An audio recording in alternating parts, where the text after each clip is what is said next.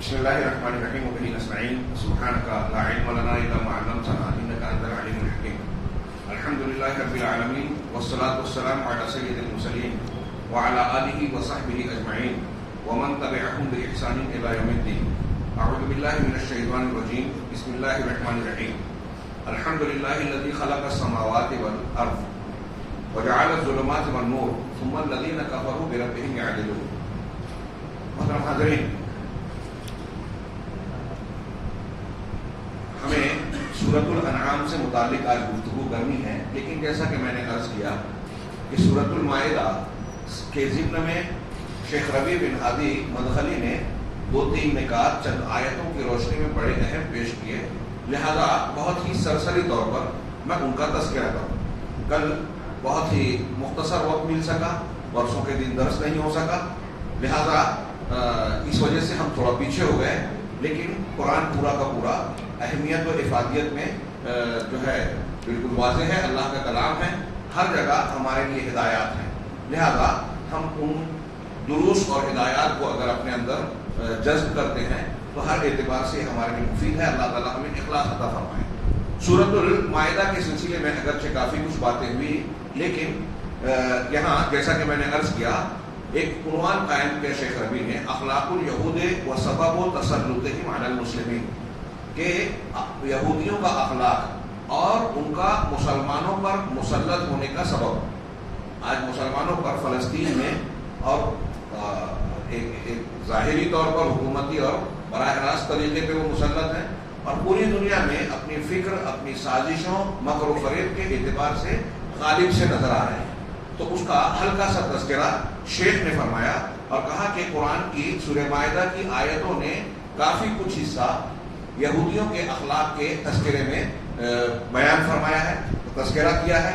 چنانچہ ہم دیکھتے ہیں کہ جب یہودیوں کو یہاں سے حضرت موسیٰ علیہ السلام کے ساتھ جانے کا موقع ملا، انہوں نے اپنی آنکھوں سے بہت کچھ دیکھ چکا، اللہ کی نشانیاں دیکھی، اللہ کی مدد دیکھی. پھر بھی جب ایک بستی میں جانے کے لیے کہا گیا تو انہوں نے اپنے پیغمبر کو جواب دیا، قالوا یا موسیٰ انا فیہا قوما جبارین، اے موسیٰ اس میں بڑے زور آور اور زبردست لوگ رہتے ہیں، طاقتور لوگ ہیں، ہم اس میں داخل نہیں ہوں گے جب تک وہ وہاں موجود ہوں.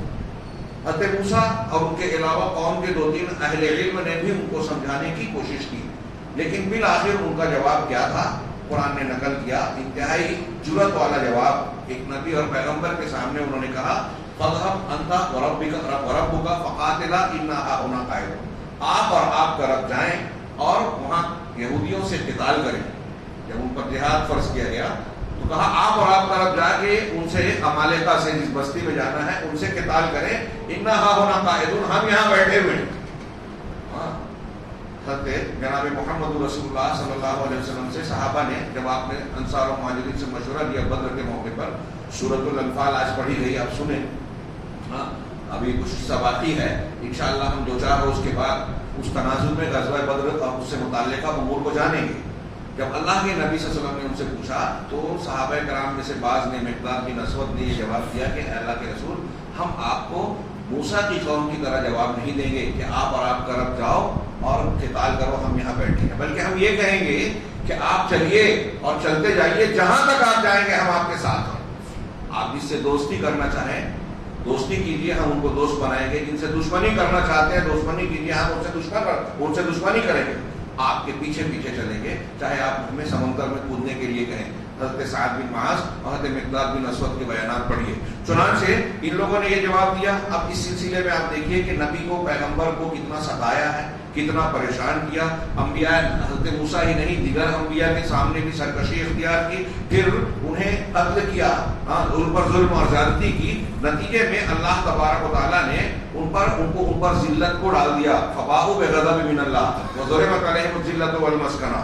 چنانچہ آپ دیکھیں کہ اللہ تبارک و تعالیٰ نے ان کو ذلیل کیا، اور یہ قرآن میں فرمایا کہ یہ پنپ نہیں سکتے سوائے اللہ تبارک و تعالیٰ اور لوگوں کے سہارے کے، الا بحبل من اللہ وحبل من الناس.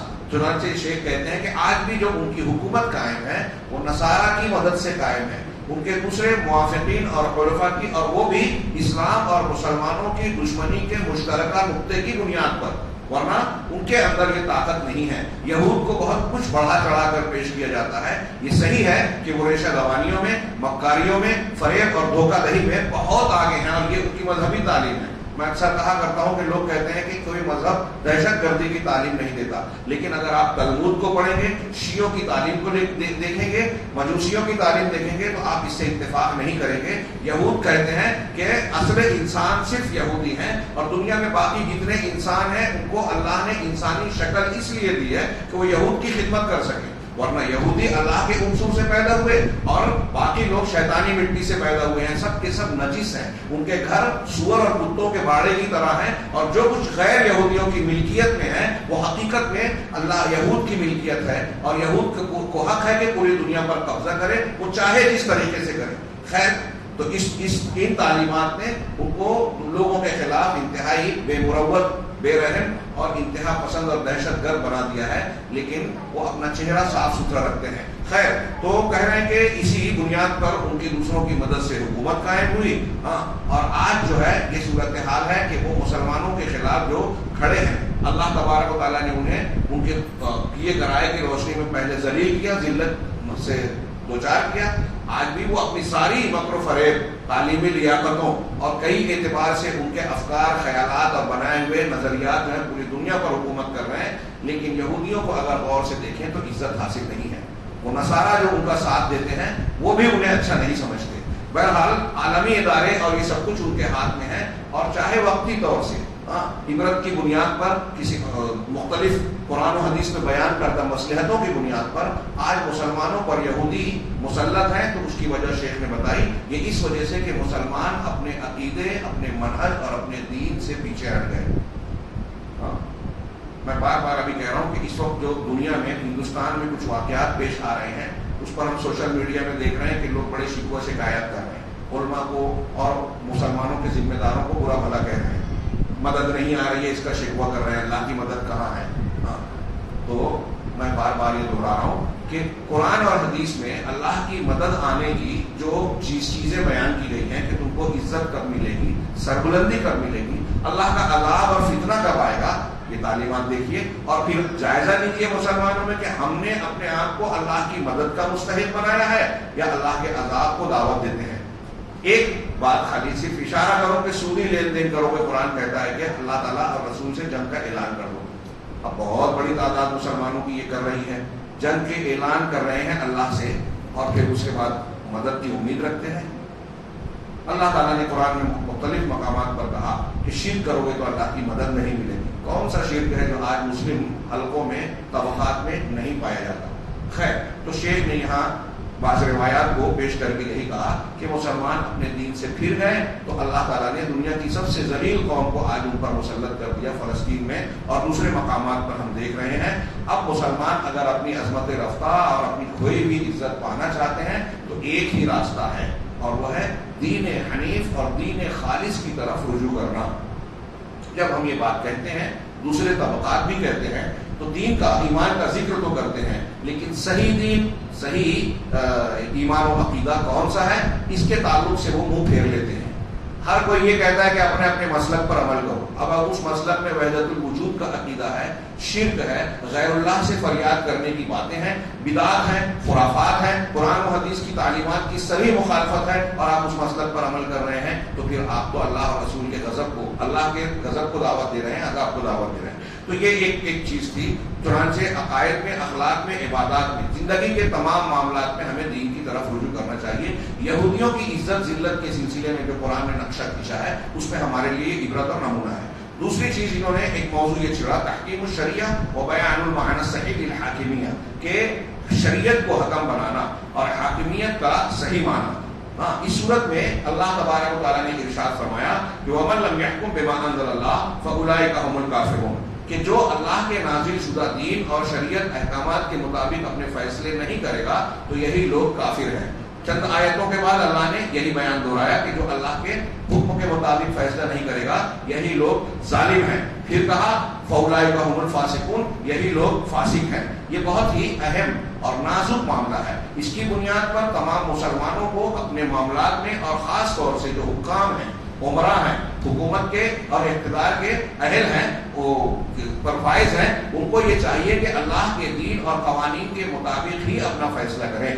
اگر ایسا نہیں کرتے تو اللہ تبارک و تعالیٰ کی مخالفت کرتے ہیں۔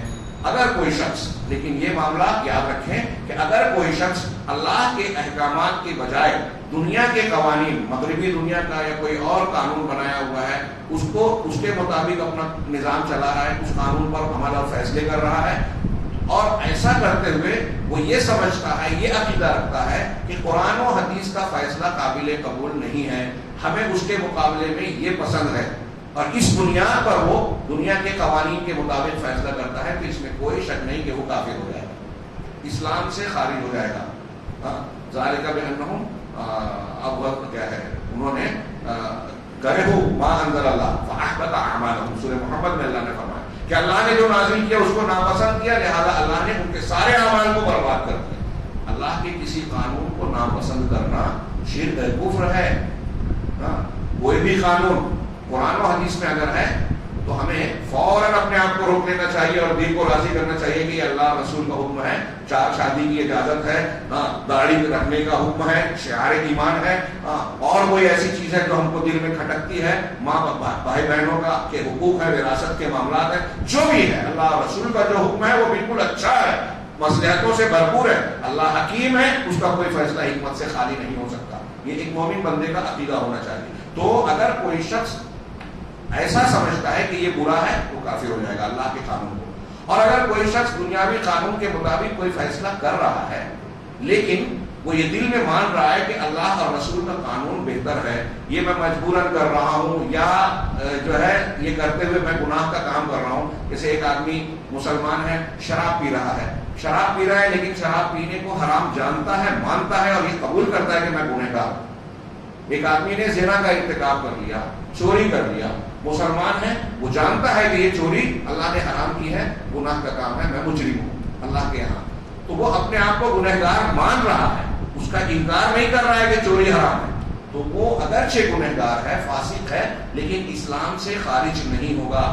ایسے ہی اگر کوئی شخص اللہ کے قانون سے ہٹ کر کوئی فیصلہ کرتا ہے اور جو ہے اس کو برا سمجھ رہا ہے تو وہ گنہگار ہوگا، اسلام سے خارج نہیں ہوگا۔ شیخ نے یہاں بعض آیتوں کا ذکر کرنے کے بعد یہ کہا کہ اللہ تبارک و تعالیٰ کے جتنے بھی احکامات ہیں سارے معاملات میں اللہ کا قانون ماننا چاہیے، عقیدے میں، عقائد میں، معاملات میں، عبادات میں، دنیا کے کسی بھی لین دین اور تعلقات کی بات ہے، سارے امور میں ہمیں اللہ کے قانون کا لحاظ کرنا چاہیے، اور ان میں سب سے زیادہ مقدم توحید ہے۔ ہر معاملے میں توحید کا لحاظ کیا جائے۔ قرآن میں آپ دیکھیں کہ جہاں جہاں اللہ تعالیٰ نے کچھ مخصوص احکامات یا عمومی احکامات بیان کیے، اکثر و بیشتر شروع میں اخیر میں اللہ تعالیٰ نے سب سے پہلے عموماً توحید کا ذکر کیا۔ ابھی ہم آگے سورہ انعام میں جائیں گے، اس میں 10 وصیتوں کا ذکر ہے، اسی میں 10 وصیتوں کا ذکر ہے۔ وہ کیا ہے؟ قُلْ تَعَالَوْا أَتْلُ مَا حَرَّمَ عَلَيْكُمْ رَبُّكُمْ أَلَّا تُشْرِكُوا بِاللَّهِ شَيْئًا۔ سب سے پہلے سورہ نساء کے آیت 10 حقوق کی آیتیں کی، اس میں سب سے پہلی آیت ہے کہ وَاعْبُدُوا اللَّهَ وَلَا تُشْرِكُوا بِهِ شَيْئًا، اللہ کی عبادت کرو، اس کے ساتھ شرک نہ کرو۔ اسی طریقے سے سورہ بنی اسرائیل میں 18 احکامات بیان کیے، شروعات بھی توحید سے کیا اور اختتام بھی توحید پر۔ وَقَضَىٰ رَبُّكَ أَلَّا تَعْبُدُوا إِلَّا إِيَّاهُ، اس سے پہلے کہا وَلَا تَدْعُ مَعَ اللَّهِ إِلَٰهًا آخَرَ فَتَقْعُدَ مَذْمُومًا مَخْذُولًا، کہ تمہارے رب کا یہ حکم اور فیصلہ ہے کہ اللہ کے سوا کسی اور کی عبادت نہ کرو، صرف اسی کی عبادت کرو، اور والدین کے ساتھ اس میں سلوک کرو۔ پھر والدین کے حقوق اور پھر دوسرے حقوق بیان کیے گئے۔ تو توحید نے سر فہرست ہر جگہ پر، توحید عبودیت میں اللہ کے قانون کو ہی ماننا چاہیے، لیکن ہم دیکھ رہے ہیں کہ ایک طرف آج ہمارے یہاں مسلمانوں میں بہت سارا طبقات ہیں، تحریکی افراد اور جدید دور کے خارجی، وہ حاکمیت کی اور اس آیت کو عنوان بناتے ہیں اپنے موقف کا کہ جس نے اللہ کے فیصلے کے مطابق، حکم کے مطابق فیصلہ نہیں کیا، ما انزل اللہ کے مطابق، تو وہ کافر ہے، فاسق ہے، ظالم ہے۔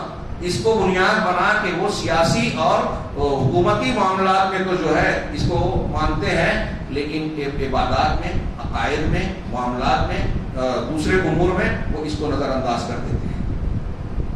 وہ فتویٰ دیتے ہیں کہ فلاں سعودی عرب میں، مصر میں فلاں مسلمان حاکم نے فلاں قانون بنایا ہے جو قرآن حدیث کے خلاف ہے، لہذا وہ کافر ہو گیا، اس کو گولی ماری جا سکتی ہے، وہاں دھماکے کیے جا سکتے ہیں۔ یہ خارجیت اور میراجیت کیا کہنے لا قانونیت ہمارے یہاں چل رہی ہے. پہلی بات ایک چیز یہ بھی یاد رکھیے, اگر کوئی مرتد ہو بھی گیا مسلمانوں میں تو اس کو سزا دینا عوام کا کام نہیں ہے. میں اور آپ یا کوئی بھی شخص یہ فیصلہ کرے کہ فلاں کافر ہو گیا اور کافر مرتد ہونے کی سزا اسلام میں قتل ہے, تو کیا ہمارا یہ اختیار ہے, عوام کا یہ اختیار ہے کہ وہ اس سزا کا نفاذ کریں؟ اگر آپ کے گھر میں اگر بغل میں کسی نے زنا کیا آپ اس کو کوڑے ماریں گے یا رجم کریں گے, کسی نے چوری کیا آپ اس کا ہاتھ کاٹیں گے, چاہے مسلم حکومت ہو. یہ عوام کا حق نہیں ہے, قاضی اور حاکم کا اختیار ہے. اور وہ بھی جرم ثابت ہونے کے بعد, اس کے سارے پروسیجرز جو شریعت نے بتائے پورے ہونے کے بعد. لیکن ہمارے یہاں یہ خارجی مزاج چل رہا ہے کہ سوشل میڈیا پہ بھی لوگ کہتے ہیں کہ وہ مرتد ہو گیا, وہ کافر ہو گیا, فتوے دے دیتے ہیں.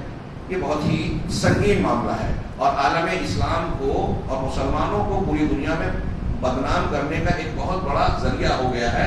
میڈیا جو مسلمانوں کو دہشت گردی کے الزام سے متہم کرتی ہے, اس الزام کو طاقت دینے میں ان غلط اور نادان لوگوں کے کردار کا بہت بڑا حصہ ہے. یہ اس طرح کی حرکتیں کرتے ہیں, اس طرح کی باتیں کرتے ہیں, ان کو ریکارڈ کر کے میڈیا پر پیش کیا جاتا ہے, دیکھو ایک مسلمان بندہ یہ بات کس طرح کہہ رہا ہے. چنانچہ اور اس میں وہ ولا اور برا والا جو صبح کے ہمارے درس میں زیر موضوع ہے بحث, بہت ہی اہم, کہ کس سے رشتہ جوڑا جائے, کس سے رشتہ کاٹا جائے. اصول ثلاثہ کے تحت صبح فجر کی نماز کے بعد وہ دروس چل رہے ہیں, اس سے اس کو جوڑ کر دیکھیں گے تو اور زیادہ مسئلہ واضح طور پر سمجھ میں آئے گا. چنانچہ یہاں شیخ نے کہا کہ یہ جو مسئلہ ہے اللہ تعالیٰ کے حکم کے مطابق, ما انزل اللہ کے مطابق فیصلہ کرنا, جو نہیں کرے گا وہ کافر ظالم یا فاسق ہو جائے گا. تو یہ کہہ رہے ہیں کہ صرف یہ سیاسی پہلو سے تعلق نہیں رکھتا, جیسا کہ جو سیاسی جماعتوں اور پارٹیوں سے متعلقہ امور ہیں, ہم دیکھتے ہیں کہ بعض لوگ صرف سیاست سے اور حکومت سے تو اس کو جوڑ رہے ہیں, لیکن اسی وقت میں وہ اپنے عقائد میں اللہ کے نازل شدہ معاملات کے مطابق فیصلہ نہیں کرتے. تحریکی حضرات, نوجوان حضرات جو جہاد اور جوشیلی باتیں کرتے ہیں, وہ اس پر غور کریں کہ وہ حکومت اور سیاست میں اس کی بات کر رہے ہیں. اللہ کے رسول صلی اللہ علیہ وسلم کی جو تعلیم ہے اور اللہ نے جو حکم دیا دعوت دینے کا, خود اپنی اصلاح کرنے کا, عقیدے کو صحیح کرنے کا, منہج کو صحیح کرنا, نماز کس طرح سے پڑھی جائے. اللہ کے رسول کہتے ہیں سلو کما رأیتمونی اصلی, وہ نماز ویسے پڑھو جیسے مجھے پڑھتے دیکھا. یہاں آپ کہتے ہیں کہ چاہے ایسے پڑھو چاہے ویسے پڑھو, چل جائے گا. فاتحہ پڑھو کہ مت, فاتحہ کرو کہ نہ کرو, میلاد کرو کہ نہ کرو, دوسرے لفظوں میں کہو کہ شرک کرو کہ مت کرو, بدعت کرو کہ نہ کرو, ایک ہو جاؤ. کیا یہ ممکن ہے؟ کیا یہ نبی کی تعلیم ہے؟ کیا یہ ما انزل اللہ کے مطابق ہے؟ جب آپ سنتوں کو چھوڑ کر بدعت اختیار کرتے ہیں, صحیح عقیدے کو چھوڑ کر عبادات میں یا اپنے عقائد میں ایسی چیزوں کو اختیار کرتے ہیں جو توحید کے خلاف ہے, تو ما انزل اللہ کی خلاف ورزی کر رہے ہیں آپ بھی. چنانچہ شیخ نے کہا کہ ہم دیکھ رہے ہیں کہ کچھ لوگ جو ہیں ایک طرف کہتے ہیں کہ مغربی چیزیں نہ ہوں اور وہ اسلامی انقلاب لانا چاہتے ہیں مغربی طریقے سے. خاندانی حکومت نہیں چلے گی, ٹھیک ہے, کیسے لانا ہے؟ مصر میں انقلاب لے آئے, کرنل محمد قذافی کو اکھاڑ کر پھینک دیا گیا, تیونس میں لایا گیا, کہاں آج کہیں بھی اسلامی حکومت اور چین سکون ہے. وہ کتنے بھی غلط تھے, لیکن ان کے زمانے میں موجودہ حالات سے زیادہ امن چین سکون تھا. تو یہ ایک طرف کہتے ہیں کہ اسلام کو حاکم بنایا جائے, اللہ کی تعلیمات کو, دوسری طرف سیاسی پارٹی بنا رہے ہیں, ووٹ دینے والی بات کرتے ہیں. یہ ووٹ دینا اور جمہوریت کے اسلام نہیں ہے. آزادی رائے, آزادی خیال, مخالفت میں بولنا, کون سی آزادی رائے؟ کیا لوگوں کے خلاف, حکام کے خلاف بولنا, سوشل میڈیا پر کرنا یہ اسلامی تعلیم کا حصہ ہے؟ قرآن نہیں جانتے ہم, انشاءاللہ وہ آیت بھی پڑھیں گے, شاید اسی سورہ مائدہ میں گزری ہے. فَإِذَا جَاءَ کیا ہے امر من الامن او الخوف اذاعوا به. اللہ تعالیٰ نے کہا کہ جب ان کے پاس خوف کی یا امن کی کوئی خبر آتی ہے تو یہ اس کو پھیلاتے ہیں, آج کے زبان میں کہیے اس کو فارورڈ کرتے ہیں. وَلَوْ رَدُّوهُ إِلَى الرَّسُولِ وَإِلَى أُولِي الْأَمْرِ مِنْهُمْ لَعَلِمَهُ الَّذِينَ يَسْتَنبِطُونَهُ مِنْهُمْ. اگر یہ خبر جو ان کے پاس پہنچی تھی امن یا خوف کی, یہ رسول تک پہنچاتے, کیا ان لوگوں تک جو اہل علم ہیں. اس سے علماء نے کہا کہ ایک بات یہ بھی قابل غور ہے کہ رسول کو وہ بات معلوم نہیں ہے تو ان کو بتا دینی چاہیے. حالات اور واقعات میں سے کوئی بات اگر رسول کو یا اہل علم کو معلوم نہیں ہے تو یہ ان کی بے عزتی نہیں ہے. فقہ الواقع آج کل دنیا میں کچھ لوگ نوجوان یہ کہتے ہیں کہ ہمارے علماء تو قرآن حدیث کی باتیں تو ضرور کرتے ہیں, لیکن ان کو حالات کی خبر نہیں ہے, کہاں کیا ہو رہا ہے اس کی اطلاع نہیں ہے. ساری باتوں کی اطلاع سارے لوگوں کو ہے. آپ کو بہت ساری خبریں معلوم ہے لیکن قرآن و حدیث نہیں معلوم ہے تو بیکار ہے. قرآن و حدیث معلوم ہے, کچھ خبریں نہیں معلوم ہے تو پھر بھی چل جائے گا کام, کہ قرآن حدیث پر آپ قائم رہیں گے. تو بہرحال یہ اللہ تعالیٰ نے قرآن میں کہا ہے کہ ایسی کچھ خبر ہو تو لوگوں میں پھیلانا نہیں ہے, فارورڈ نہیں کرنا ہے, جس سے ہم بے چینی پھیلتی ہے. آج ہمارے یہاں کچھ ایسی خبریں آتی ہیں جس سے مسلمانوں کے دل پست ہوتے ہیں, حوصلے ٹوٹتے ہیں, دشمنوں کو خوف بیٹھتا ہے. ایسی خبروں کو بھی لوگ پھیلا دیتے ہیں. ایسا جب ہم کرتے ہیں تو ہم مسلمانوں کا, اسلام کا بھلا نہیں کرتے, غیر مسلموں کا بھلا کر رہے ہیں, ان کے ایجنڈے پر کام کر رہے ہیں, ان کی منشے کو پورا کر رہے ہیں. لوگ دین سمجھتے ہی نہیں. خیر, تو شیخ نے یہ بہت اچھی بات کہی کہ آپ دیکھیں گے کہ بہت سارے لوگ جو ہیں وہ عبادات میں اور دوسرے امور میں, اخلاقیات میں, عقائد میں دوسروں کو ما انزل اللہ سے ہٹ کر مغربی دنیا کے نظریات کو اختیار کرتے ہیں اور اپنی خواہشات کو حکم بناتے ہیں اور اللہ کے دشمنوں کے مطابق فیصلے کرتے ہیں. چنانچہ آپ دیکھیں گے بہت سارے ملکوں میں کہتے ہیں اسلامک جمہوریہ, اسلامک ڈیموکریٹی. اسلام بھی ہے, ڈیموکریٹی بھی ہے. ڈیموکریٹی جو ہے وہ اسلام نہیں ہے, اسلام جو ہے وہ جمہوریت نہیں ہے. اسی طرح اشتراکیہ اسلامیہ, اسلامک سوشلزم. سوشلزم کیا اسلام کو اس پیوند کی ضرورت ہے؟ اللہ نے جو نازل کیا ہے اس میں اشتراکیت کی گنجائش ہے. ڈاروین, لینن, فلاں اور فلاں کے بنائے ہوئے فلسفے یہ یہودیوں کا ایجاد کیا اور اشتراکیت کا وہ ہے. سیکولرزم, جمہوریت, یہ سب یہودیوں کے ذہنوں کی اپج ہے. اور یہی کہتے ہیں کہ ہم اگرچہ تھوڑے ہیں, یہودی اس پر فخر کرتے ہیں, لیکن پوری دنیا ہماری مٹھی میں ہے. آج پوری دنیا کا نظام وہی چل رہا ہے جو یہودیوں کا ایجاد کرتا ہے. سودی نظام جب 300 سال پہلے لگ بھگ شروع ہوا تھا, بینکنگ سسٹم, تو اس وقت عیسائی دنیا اور چرچ نے بھی اس کی مخالفت کی تھی. عیسائیوں نے بھی کہا تھا کہ اس قسم کے سودی لین دین کی گنجائش ہمارے مذہب میں نہیں ہے. لیکن آہستہ آہستہ بتدریج یہ صورتحال بن گئی کہ آج ان کی بھی اکنامی اور ان کے بھی معاشیات کا نظام اسی پر کھڑا ہوا ہے اور پورا یہودی معاشیات کا غلبہ ہو گیا ہے. مسلمانوں میں جو بچنا چاہتا ہے بہت مشکل ہے کہ وہ اس بینکنگ نظام سے اپنے آپ کو بچا سکے. تو وہ لوگ وجہ کہتے ہیں کہ پوری دنیا ہماری مٹھی میں ہمارے نظریات کے مطابق عمل کر رہی ہے, جو نہیں کرنا چاہتا وہ بھی مجبور ہے. چنانچہ ہمارے اشتراکیت اسلام اور تمثیل اسلامی ہر معاملے میں مغرب کے پیچھے بھاگے جا رہے ہیں اور اس پر زور لگاتے ہیں, مسلمانوں کے خلاف جو ہے فتوی بازی کرتے ہیں کہ دیکھو ہمارے فلاں حاکم اور فلاں لیڈر نے اسلام کے خلاف یہ فلاں چیز کو اختیار کیا ہے, اللہ کے نازل شدہ اس لیے وہ کافر ہو گئے, اس کو گولی مار سکتے ہیں. لہذا یہ کہہ رہے ہیں تو جو کچھ مغرب کی دنیا سے مسلمانوں کے ملکوں میں لایا جا رہا ہے, یہ لوگ جو اس دعوت کو پیش کرتے ہیں وہ آگے آگے رہ کر اس کا استقبال کرتے ہیں اور ان بیماریوں کو دشمنوں سے لے کر مسلمانوں میں پھیلاتے ہیں. لہذا ہمیں ضروری ہے کہ ہم اپنے عقائد میں بھی اللہ کی تعلیمات, اللہ نے جو کچھ نازل کیا ہے اسی کو حکم بنائیں.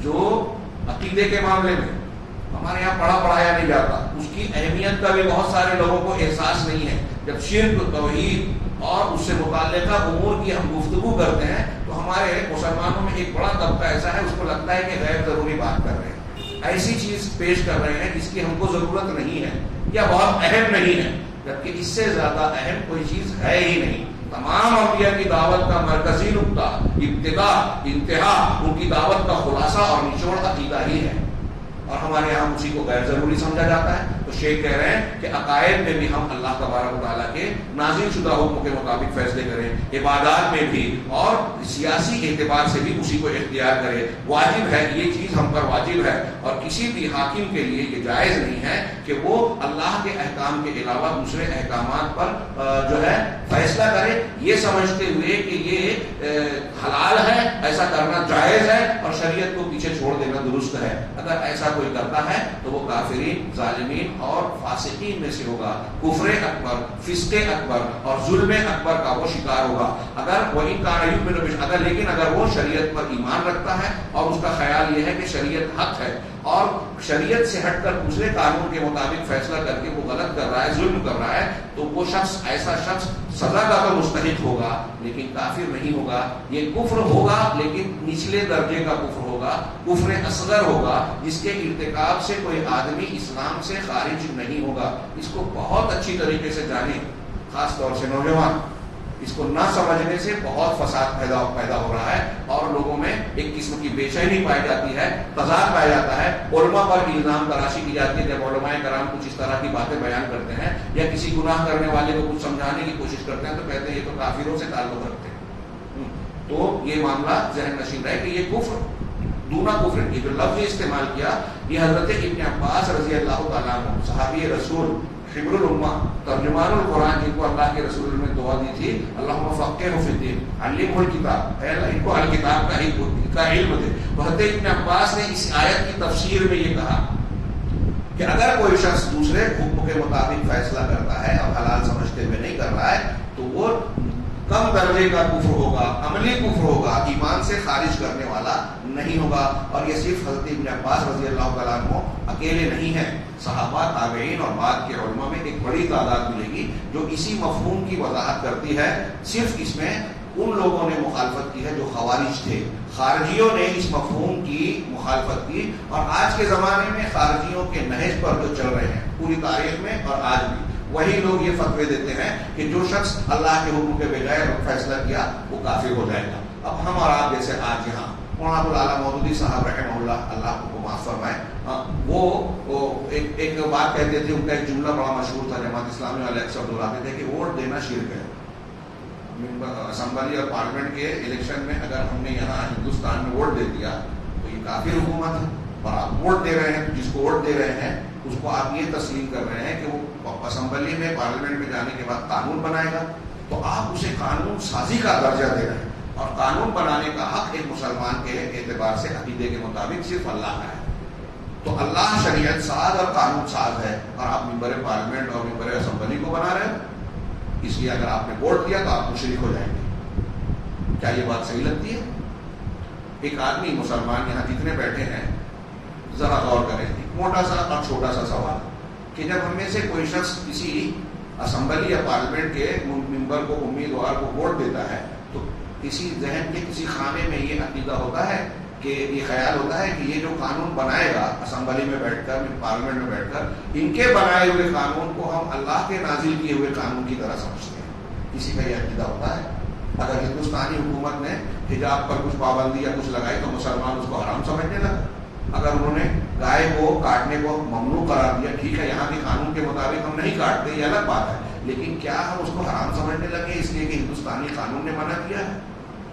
کوئی ایک علم والا مسلمان چھوڑیے، ایک جاہل مسلمان، عام درجے کا مسلمان، کیا وہ ایسا عقیدہ رکھتا ہے؟ ظاہر سی بات ہے کہ نہیں رکھتا۔ تو ان کے قوانین کو اور ان کو ایک جیسا نہیں مانتا۔ اور آج مسلمانوں کی جو صورتحال ہے، ہمارے یہاں الیکشن میں حصہ لینا، ووٹ دینا ایک دوسری مجبوری بن گئی ہے، ہماری شہریت پر سوالیہ نشان لگا ہے۔ پورا ہندوستان اس بات پر لگا ہے، NRC کے خلاف جو تحریک بنا ہوا تھا کہ یہاں ہمارا ووٹر لسٹوں میں اور دوسری جگہ نام کاٹ کے ہمیں باہر کرنا چاہتے ہیں، اس لیے ووٹ دینا چاہیے۔ اور اسی بنیاد پر ان حکمتوں کے بعد کچھ سالوں کے بعد مولانا ابوالعلا مودودی کی جماعت والے آج سیاسی پارٹی بنا لی ہندوستان میں۔ میں نام لے کے اس لیے کہہ رہا ہوں کہ بالکل واضح رہے، بات صاف سامنے رہے، ان کا طرز اور ان کی بے عزتی کرنا مقصود نہیں ہے، مسئلے کو واضح کرنا مقصود ہے۔ آپ غور کیجئے کہ ایک چیز کو پہلے شرک کہہ رہے تھے، آپ اس کا حصے دار بن رہے ہیں، تو کیا کوئی ایسی چیز بھی ہوتی ہے کہ کل تک شرک تھی آج دین کا حصہ بن جائے؟ غلط بات ہے، غور کرنے والی بات ہے۔ اور پھر اس بنیاد پر انہوں نے تو مان لیا، ان کی پیدا کی ہوئی ایک تنظیم جس پر ہندوستان میں بین ہے، وہ آج کہتی ہے کہ جماعت اسلامی والے بھی مرتد ہو گئے، سیمی کے لوگ، میں نے خود کچھ لوگوں سے پہلے بات کی تھی، وہ کہتے ہیں کہ وہ بھی مرتد ہو گئے، اسلام سے خارج ہو گئے، ان کو قتل کیا جا سکتا ہے۔ یہ خارجیت ہے، یہ خارجیت ہے۔ حضرت علی اور بہت سارے صحابہ کرام کو ان خارجیوں نے کافر کہہ کے، انہوں نے حکم بنایا تھا نا مصالحت کرنے کے لیے، ان کو کافر ہونے کا فتویٰ دے دیا۔ یہ قرآن کہتا ہے ان الحکم الا للہ، حکم تو صرف اللہ کا ہے۔ اور دیکھو حضرت علی نے حضرت علی اور معاویہ نے عمرو بن عاص اور ابو موسیٰ اشعری کو حکم بنا کے مصالحت کی بات کی، تو پھر یہ شرک کرنے والے ہو گئے، کافر ہو گئے۔ ابن عباس نے بہت مناظرہ کیا تو بڑا بہترین جواب دیا ان کو کہ ایک بات بتاؤ کہ مسلمانوں کا حکومت کا جھگڑا بڑا ہے یا میاں بیوی کا؟ کہا مسلمانوں کا۔ کہا آپ تو اس معاملے میں حضرت علی اور حضرت امیر معاویہ کو کافر کہہ رہے ہو، ابو موسیٰ اشعری عمرو بن عاص کو، اور اللہ تعالیٰ نے قرآن میں کہا ہے کہ اگر میاں بیوی کا جھگڑا ہو جائے تو فبعثوا حکما من اہلہ وحکما من اہلہا، اس مرد کے گھر سے ایک حکم اور عورت کے گھر سے ایک حکم، حکم کا معنی قاضی، فیصلہ کرنے والا، ثالث، جو بھی ترجمہ کرو، جج، تو تم ایک اس کے گھر سے اور اس کے گھر سے ملا لو اور دونوں کو بات چیت کراؤ، اگر وہ اخلاص رکھتے ہیں تو اللہ ان کے دلوں کو ملا دے گا۔ خطیب ابن عباس نے کتنا بہترین استدلال کیا قرآن سے۔ تو کیا میاں بیوی کے جھگڑے کو نپٹانے کے لیے دنیا میں انسان کو حکم بنانا اللہ کہہ رہا ہے؟ تو کیا یہ شرک کی تعلیم دے رہا ہے؟ 4000 خارجی تھے، حضرت ابن عباس نے جا کے پوچھا تمہارا اعتراض کیا ہے؟ انہوں نے اپنے 3 سوال بتائے تھے، اس میں سے ایک یہ تھا جو میں نے بتایا، تینوں کا جواب قرآن سے دیا حضرت ابن عباس نے۔ 4000 میں سے 2000 نے توبہ کر لی تھی۔ اس لیے اہل علم کہتے ہیں کہ لوگوں کو علماء سے جو قرآن و حدیث کو جاننے والے ہیں ان سے تعلق رکھنا چاہیے، ان سے رہنمائی اور روشنی لینی چاہیے۔ یہ خارجیوں کے پاس علماء نہیں تھے۔ حضرت ابن عباس جب ان کے پاس گئے تو پہلی بات یہی گئی کہ میں تمہارے درمیان انصار اور مہاجرین جو قرآن و حدیث کو جاننے والے ہیں ایسے کسی بھی آدمی کو نہیں دیکھتا۔ یہ جاہلوں کا جنگ لگا تھا، جہالت کی بنیاد پر قرآن کی غلط تشریح کر کے صحابہ کرام کو کافر کہہ رہے تھے، اور ان کا یہی فتویٰ ہے کہ جو مسلمان ما انزل اللہ کے علاوہ فیصلہ کرتا ہے وہ کافر ہو گیا، اب اس کی جان ماری جا سکتی ہے، اس کی عزت لوٹی جا سکتی ہے۔ داعش کے لوگ اور ایسی تنظیمیں جو پیدا ہوئی وجود میں آئی جن کو پیچھے سے یہود اور نصارہ پیدا کرتے ہیں، ان کا یہی خیال ہے کہ ایسے مسلمان جو کبیرہ گناہ کا ارتکاب کرتے ہیں، ما انزل اللہ کے بلا کے خلاف جو فیصلہ کرتے ہیں وہ کافر ہو گئے، ان کی جان مال کو ہم مار سکتے ہیں۔ بات تھوڑی طویل ہو گئی، میں 5 منٹ کر کے آج کا درس سورہ انعام میں داخل ہونا چاہتا تھا، لیکن کسی کو تھوڑی سی رہ گئی بات، اسی کو پورا کر کے آج کا درس انشاءاللہ سورۃ الانعام پر کل گفتگو کریں گے۔ تو کہا کہ یہ اکبر الکبائر میں سے ضرور ہے، کوئی شخص اگر ما انزل اللہ سے ہٹ کر فیصلہ کرتا ہے یہ، لیکن یہ خوارج کا نظریہ تھا کہ اگر کوئی ایسا کرتا ہے تو وہ اس ملک سے گنہگار نہیں ہوتا بلکہ وہ اسلام سے خارج ہو جاتا ہے، اور اس چیز کو انہوں نے حاکمیت اور چند مخصوص چیزوں سے جوڑ رکھی ہے ہمارے یہاں لوگوں نے، کہ وہ مسلمانوں کو، گنہگار مسلمانوں کو کافر قرار دیتے ہیں، ان کو دائرہ اسلام سے خارج قرار دیتے ہیں۔ آج کے زمانے کے خوارج العصر جو آج کے زمانے کے خارجی ہیں، یہ صرف لا یکفرون الا بالحاکمیہ، وہ تو کہتے تھے کہ کوئی بھی گناہ کبیرہ کرے تو اسلام سے خارج، اور آج کے جو خارجی ہیں تحریکی حضرات پوری دنیا میں نام الگ الگ ہیں، کہیں حزب التحریر، کہیں اخوان المسلمین، کہیں کچھ اور، اب آپ کے ملک میں آپ کی ریاست میں بھی ایک تنظیم بنی ہے، میں نے ان کے بھی خیالات سنے کہ ایسے ہی ہیں۔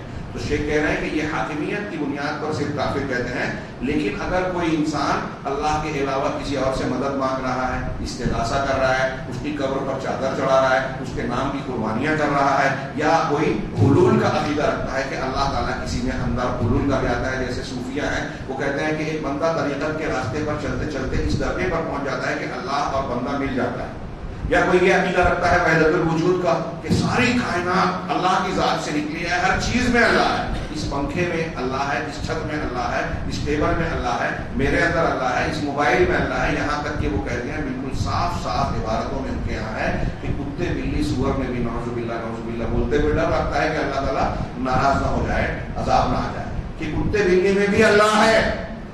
شیخ تلمسانی شبلی اور ان کے اقوال جنید صاحب کے اور دوسرے جو بڑے بڑے صوفی گزرے ہیں، اس سے بڑا کفر علامہ ابن ابی العز حنفی عالم ہے پرانے 7ویں 8ویں صدی کے، وہ لکھتے ہیں کہ وہ حلول اور اتحاد کا، کہ اللہ کسی کے اندر آتا ہے اور ساری کائنات اور اللہ ایک ہی ہے، یہ جو عقیدہ ہے یہ ہندوؤں کا عقیدہ ہے اتحاد والا۔ اپنشد میں آپ دیکھیے ان کا جو شنکر آچاریہ پرانا گزرا ہے اس کا یہی عقیدہ تھا۔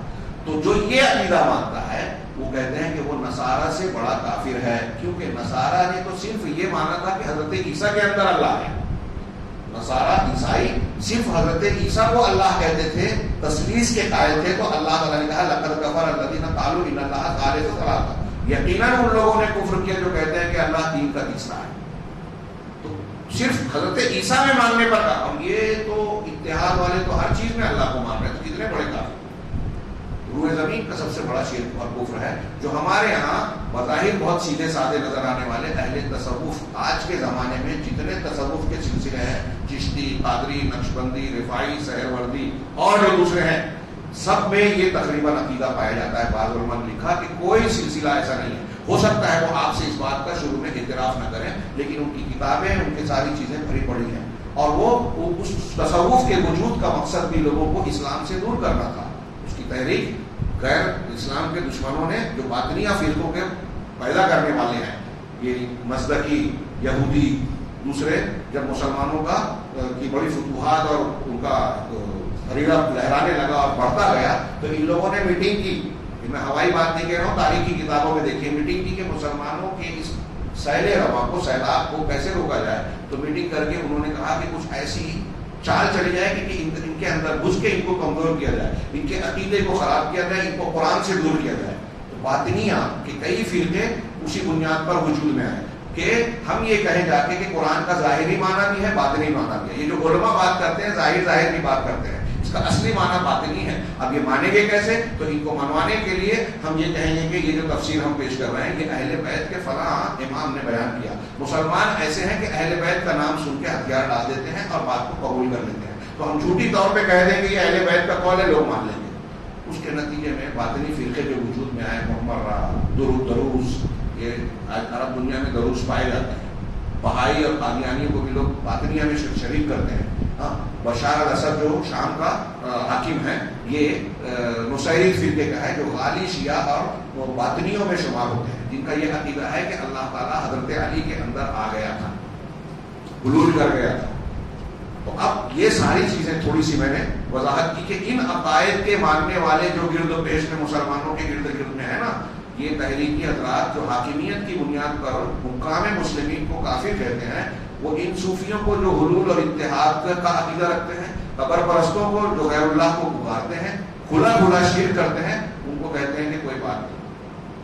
تو ان کی توحید کتنی محدود ہے، حاکمیت پہ صرف جوڑ دیا، اور نتیجے میں وہ جو کھلا کھلا شرک کر رہے ہیں، کفر کر رہے ہیں، اسلام سے خارج ہونے والے عقائد پر عمل کر رہے ہیں، عقائد پہ اختیار کر رہے ہیں، اس پر خاموش ہے. لہذا مسلمانوں میں وہ چیزیں چل رہی ہیں، جبکہ اس پر سب سے زیادہ محنت ہونا چاہیے. یہ کہہ رہے ہیں کہ عندهم من ائمۃ الاسلام مع الاسف شدید، کہہ رہے ہیں کہ یہ ان کے نزدیک جو ہے، جو لوگ ایسے عقیدے حلول اتحاد رکھتے ہیں، ان کو یہ مسلمانوں کے امام اور نہ جانے کیا کیا شمار کرتے ہیں. ابن عربی کو آج ہمارے یہاں بہت سارے علماء شیخ اکبر کہتے ہیں. خصوص الحکم اور اس کی کتاب کیا ہے فتوحات مکیہ، یہاں مارکیٹ میں اویلیبل ہوگی، پڑھیے اس کو. اس میں وحدت الوجود کا عقیدہ ہے. وہ کتے کو، اس کے اشعار پڑھیے، بہت مشہور ہیں. وہ کہتا ہے کہ اے رب تو بندہ ہے، میں رب ہوں، میں بندہ ہوں، تو رب ہے، تو کون کس کی عبادت کرے. وہ کتے کو بھی کہتا ہے یا سیدی آقا، اللہ اس کے اندر بھی ہے. ابن عربی، اس کو یہ لوگ کہتے ہیں شیخ اکبر. تو وہی کہہ رہے ہیں کہ ایسے شرک کرنے والے، صریح کفر کرنے والے، قرآن حدیث اور ربی انبیاء کی تعلیم کی مخالفت کرنے والے، ان کو یہ ائمہ کہتے ہیں، علامہ کہتے ہیں، شیخ اکبر کہتے ہیں. جبکہ مسلمان جو اللہ کی شریعت، مسلمان وہ ہے جو اللہ کی شریعت کا التزام کرے اور اللہ کی حاکمیت مانے، شریعت کے تمام امور میں اور تمام جزئیات میں. رہے گناہ تو ایسے گناہ جو جس کے ارتکاب سے اسلام سے آدمی خارج نہیں ہوتا، جیسا کہ قرآن حدیث دلالت کرتے ہیں، اسی پر صحابہ اور ائمہ اسلام بھی ہیں. صحابہ کرام کے زمانے میں بھی جو کچھ واقعات ہوئے، کسی سے زنا ہو گیا، چوری کر دی، سزاؤں کا نفاذ ہوا، لیکن کسی صحابی نے، اللہ کے رسول نے یہ نہیں کہا کہ یہ اسلام سے خارج ہو گئے.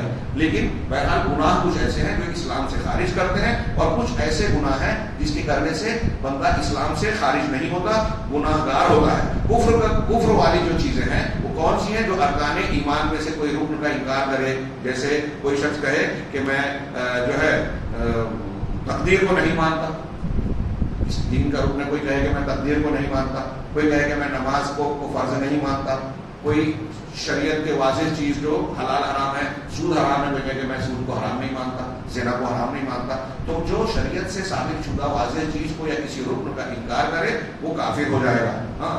اور ان میں سے ہم دیکھتے ہیں کہ بہت سارے لوگ آج ایسے ہیں منکرین حدیث میں، کوئی عذاب قبر نہیں مان رہا ہے، کوئی واقعہ معراج کا انکار کرتا ہے، کوئی جو ہے بعض جو ہے معجزات کا انکار کرتا ہے. ایسے لوگوں کو یہ مسلمان مان رہے ہیں. اور جو ہے اس کے سبب سے یہ بہت سارے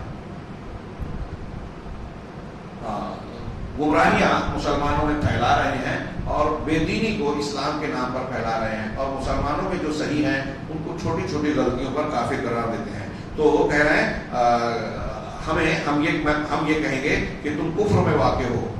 ایسا کرنے والے بہت سارے لوگ ہیں جو کفر میں واقع ہیں، لیکن ہم آپ کو کافر نہیں کہتے اس لیے کہ آپ جاہل ہیں، جیسا کہ علامہ ابن تیمیہ نے کہا تھا ایک آدمی کبھی کفر کا ارتکاب کر کے بھی کافر نہیں ہوتا، اس لیے کہ وہ جاہل ہوتا ہے، معذور ہوتا ہے، کفر کافر ہونے کی تمام شرطیں اس کے اندر پائے نہیں جاتی۔ ہم کہہ رہے ہیں کہ اس وقت ایک آدمی کافر ہوگا جب اس کے سامنے دلائل واضح ہو جائیں اور ثابت ہونے کے بعد بھی وہ انکار کرتا ہے، تب کہیں گے کہ یہ کافر ہوگا۔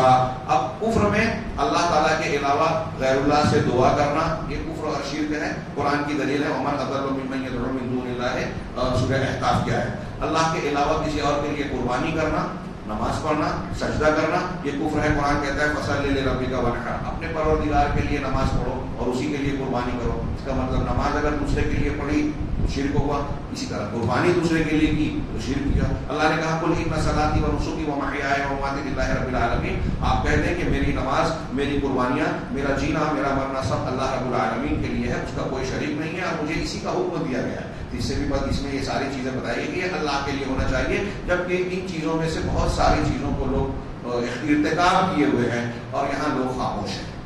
یہ شیخ نے کہا اس تناظر میں ہمارے لیے ضروری ہے کہ ہم اہل سنت والجماعت کے منہج کو سمجھیں۔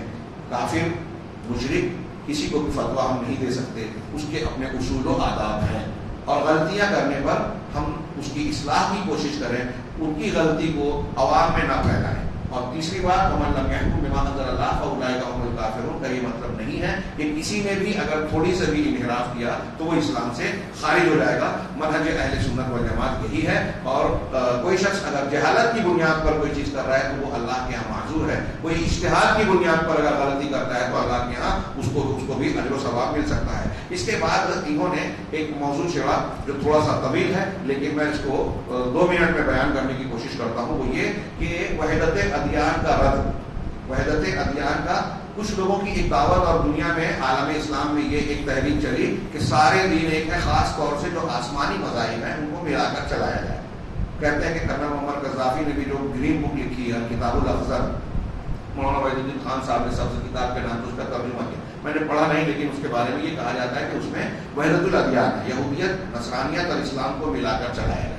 ہاں، تو ہمارے یہاں بھی شیخ نے اس کا ذکر کیا کہ اس صورت میں سورہ مائدہ میں جو ایک جگہ پہ اللہ نے ارشاد فرمایا کہ آپ لوگوں میں دشمنی اور عداوت کے اعتبار سے سب سے سخت یہودیوں کو پائیں گے اور پھر مشرکین کو، اور ان کے مقابلے میں نصارہ کو پائیں گے کہ مسلمانوں سے مودت میں زیادہ قریب ہیں۔ پھر اللہ تعالیٰ نے اگلی آیتوں میں نصارہ کی تعریف کی کہ ان میں کچھ ایسے 21 علماء، رہبان، عابد و زاہد لوگ ہیں جو استکبار نہیں کرتے، ہاں، اور ان کے اندر خشوع ہے، اور جب وہ اللہ کی نازل شدہ آیتوں کو سنتے ہیں تو ان کی آنکھوں سے آنسو جاری ہو جاتے ہیں۔ اس آیت کو بنیاد بنا کر ہمارے یہاں کچھ لوگ یہ کہتے ہیں کہ دیکھیے اللہ تعالیٰ کہہ رہا ہے کہ نصارہ ہمارے اقرب ہیں، لہذا جو اچھے نصارہ ہیں ان سے ہم کو بھائی چارہ اور وہ اختیار کرنا چاہیے اور ان سے تعلق قائم کرنا چاہیے، اللہ نے تعریف کی ہے۔ بعض لوگ اور آگے بڑھتے ہیں، کہتے ہیں کہ یہودیوں میں بھی کچھ اچھے ہیں کچھ برے ہیں، لہذا ان سے تعلق ہونا چاہیے، یہودی ہمارے دشمن ہیں، نصارہ ہمارے دوست ہیں۔ یہ جو شیخ نے نقل کیا اس کا اظہار کیا کہ بعض لوگ جیسے اخوان المسلمین نے جب نصارہ کے ساتھ پروگرام کیا تو اس میں یہ کہا، شیخ حسن البنا جو اخوان المسلمین کے بانی ہیں انہوں نے کہا کہ یہودیوں سے ہماری دشمنی دینی نہیں ہے، ہاں، بلکہ دینی اعتبار سے تو بھائی چارہ ہے، ہمارا اختلاف ایسا ہے حکومت کا اور فلاں چیز کا۔ اور اس کے علاوہ بھی مصر کے بعض علماء نے، جامعہ ازہر کے مفتی صاحب نے فتویٰ دے دیا کہ نصارہ کو اللہ تعالیٰ نے قربت قریب قرار دیا ہے، اور اس تناظر میں ان آیتوں سے استدلال کرتے ہیں۔ تو کہا یہ دلیل بنانا انتہائی غلط ہے۔ اللہ تعالیٰ نے جن نصارہ کی یہاں تعریف کی اس کا ایک پس منظر ہے، اللہ کے نبی صلی اللہ علیہ وسلم کے اسلام لانے کے ابتدائی دور میں جو مسلمان ہجرت حبشہ کر کے گئے تھے، وہاں جب اللہ کے رسول نے نجاشی بادشاہ کو، جن کا نام اسحمہ تھا، ان کو جب خط لکھا تو انہوں نے نبی صلی اللہ علیہ وسلم کا خط پڑھنے کے بعد جو ہے مسلمانوں کو بلایا، جس میں حضرت جعفر بن ابی طالب، حضرت علی کے بھائی وہ بھی تھے، ان کو بلایا، پوچھا کہ تمہارے نبی کون ہیں، کیا ہیں، کیسے ہیں، اور ان کی تعلیمات کیا ہیں جو قرآن ان پر نازل ہوا اسے پڑھ کر سنائیں۔ تو اس وقت سورہ مریم نازل ہو چکی تھی، حضرت جعفر نے سورہ مریم کی آیتیں حضرت اسحمہ کے سامنے پڑھ کر سنائی، اور انہوں نے اس موقع پر یہ عیسائی علماء کو اور عابد و زاہد لوگوں کو بھی اپنے ساتھ دربار میں بلا لیا تھا۔ جب حضرت جعفر نے ان کے سامنے یہ قرآن کی آیتیں پڑھی سورہ مریم کی، تو جتنے نجاشی اور وہاں کے جو عیسائی علماء تھے سب کی آنکھوں سے آنسو جاری ہو گئے، رونے لگے، اور ان میں سے اکثر و بیشتر نے اسلام قبول کر لیا، ان لوگوں نے ایمان قبول کر لیا، ایمان لے آئے۔ اللہ تبارک و تعالیٰ نے ان کی تعریف کی جو ایمان لے آئے ان آیتوں میں، ہاں ان کی تعریف کی۔ اللہ تعالیٰ نے ان کی تعریف نہیں کی ہے ان عیسائیوں کی جو مسلمانوں کے خلاف چالے چلتے ہیں، سازشیں ڈھونڈتے ہیں، وہ مرتد کرنے کے لیے پوری دنیا میں مشنریز کو بھیجتے ہیں۔ ہر عیسائی ملک آج کی تاریخ میں جو ہے ویٹیکن سٹی کو، جو عیسائیوں کیتھولک چرچ کا مرکز ہے، سینٹر ہے، اس کو جو ہے کروڑوں ڈالر سالانہ بیچتے ہیں مشنریز کے لیے، جس کا اصل رخ مسلمانوں کی طرف ہوتا ہے۔ مسلمانوں کو عیسائی بنایا جائے، نہ بنایا جائے تو نہ بنایا جائے، کم سے کم اسلام سے دور کیا جائے۔ یہودی اور عیسائی تحریکیں چل رہی ہے۔ یہ اسرائیل کا وجود جو ہے 1948 سے عربوں کے بیچ میں ہے، اسے کس نے قائم کیا؟ انہی عیسائیوں نے قائم کیا۔ تو یہ عیسائی یہ مسلمانوں کے دشمن ہیں۔ قرآن نے متعدد مقامات پر کہا، صبح کے درس میں پڑھ رہے ہیں کہ قد بدت البغضاء من افواہہم، ان کی نفرت ان کے منہ سے ظاہر ہو چکی ہے، وما تخفی صدورہم اکبر، اور دلوں میں جو ان کے کینہ کپٹ ہے اسلام اور مسلمانوں کے خلاف، وہ اس سے بھی بڑا ہے۔ اور پھر ہم دیکھ رہے ہیں کہ آج دنیا عیسائیت اور یہودی، اقوام متحدہ، ورلڈ بینک، جو عالمی ادارے ہیں اور دوسری حکومتیں ہیں، ان سے مل کر کس طریقے سے پوری دنیا میں اسلام اور مسلمانوں کے خلاف جو ہے سازشیں کر رہے ہیں، مکر و فریب سے کام لے رہے ہیں، اسلام کو مٹا دینے کی کوشش کر رہے ہیں، میڈیا پر اتنا خرچ کر رہے ہیں، اور یہ ساری حقیقتیں سامنے ہیں۔ ایسے یہود و نصارہ سے دوستی کاٹنے کی تعلیم اللہ تعالیٰ نے نہیں دی۔ شیخ نے کہا کہ قرآن میں اقربہم مودۃ کہا اللہ تعالیٰ نے، کہ یہ وہ لوگ، یہ نہیں کہا کہ یہ مسلمانوں سے محبت رکھتے ہیں۔ کہ یہودیوں کے مقابلے میں یہودی جتنی نفرت کرتے ہیں، نصارہ جتنی نفرت کرتے ہیں، ان کے مقابلے میں ان کی نفرت کم ہے۔ یہ سارے کے سارے اسلام کے مخالف ہیں، اسلام کے دشمن ہیں، اور بعض نصارہ تو یہود سے زیادہ عداوت رکھتے ہیں۔ ان میں کچھ زندیق ایسے ہیں جو یہودیوں سے زیادہ سخت ہیں۔ اور شیخ نے بھی اسی کا ذکر کیا کہ مسلمان ملکوں کے بیچ میں نصارہ نے ہی یہودیوں کے ناپاک وجود کو جو ہے قائم کیا، اور ہندوستان میں بھی ان کے کہنے کے مطابق مسلمانوں سے حکومت چھینی مغلوں وغیرہ کی، اور پھر اس کے بعد جب یہاں آزادی دی تو ایسا بیچ بویا کہ مسلمان ٹکڑے ہو جائیں، بڑھ جائیں، اور مسلمان غیر مسلموں کے دستے لگا رہے ہیں، ان کی حکومت اور طاقت قائم ہو، مسلمانوں کی حکومت قائم نہ ہو۔ اسی طریقے سے دنیا کے مختلف علاقوں میں آج ہم دیکھیں کہ نصارہ روافظ کو مسلمانوں پر مسلط کر رہے ہیں۔ ہم اور آپ پڑھتے ہیں فلسطین کے حالات اور روتے ہیں، لیکن فلسطین کے کی طرح ایک پورا علاقہ ہے جو کروڑوں پر مشتمل علاقہ ہے اہواز کا، ایران نے 1924 سے اس پر قبضہ کیا، سنی مسلمان، سنی عرب مسلمانوں کا علاقہ ہے۔ اس علاقے میں شیعوں نے اور ایران کی حکومت نے بار بار مسلمانوں کو دھوکہ دیا، قتل عام کیا، جو ان کے خلاف آواز اٹھاتا ہے سنی اس کو غائب کر دیتے ہیں، لیکن اس کی خبریں نہیں آتی، اور اس کی آپ پڑھیں گے حیرت زدہ رہ جائیں گے۔ اس علاقے میں علماء بیان کرتے ہیں کہ پورے علاقے میں ایرانی حکومت نے یہاں تک پابندی لگائی، صرف ایک نمونہ کہ یہ پابندی لگا رکھی ہے کہ کوئی مسلمان بچہ اپنے بیٹے کا نام ابو بکر، عمر، عائشہ نہیں رکھ سکتا، اور ہمارے تحریکی حضرات ان کی تعریف کرتے ہیں۔ تو شیخ یہ کہہ رہے ہیں کہ یہ جو مکر و فریب اور مسلمانوں کی دشمنی کرتے ہیں، ان سے دوستی کی کوئی گنجائش نہیں ہے۔ صبح کے دروس میں ہم ولا اور برا پڑھ رہے ہیں، غیر مسلموں سے ولا کی کوئی گنجائش نہیں ہے۔ اللہ تبارک و تعالیٰ ہمیں دین کی صحیح سمجھ عطا فرمائے اور اس کے مطابق زندگی گزارنے کی توفیق دے، اور اسی کی برکت سے دنیا اور آخرت کی سعادت اور کامیابی سے نوازے۔ وآخر دعوانا